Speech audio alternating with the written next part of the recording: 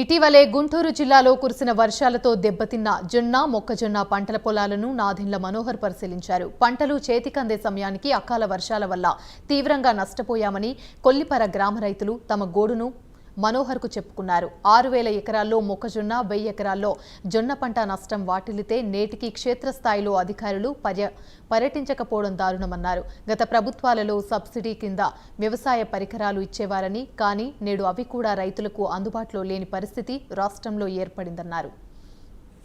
అకాల వర్షాలకి రైతులు పడిన కష్టాలు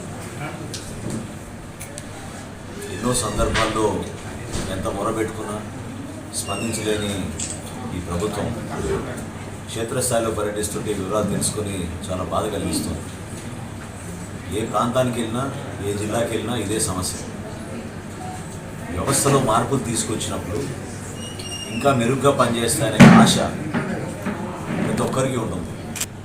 ఆ కేంద్రాల నిర్మాణం కోసం గతంలో 6,000 కోట్ల రూపాయలు ఖర్చు పెట్టిన ఈ ప్రభుత్వం ఈ రోజున తడిసిన ప్రతి గింజ కూడా కొంటామని ముఖ్యమంత్రి గారి హామీ కేవలం పత్రికా ప్రకటనకే పరిమితమైపోయింది.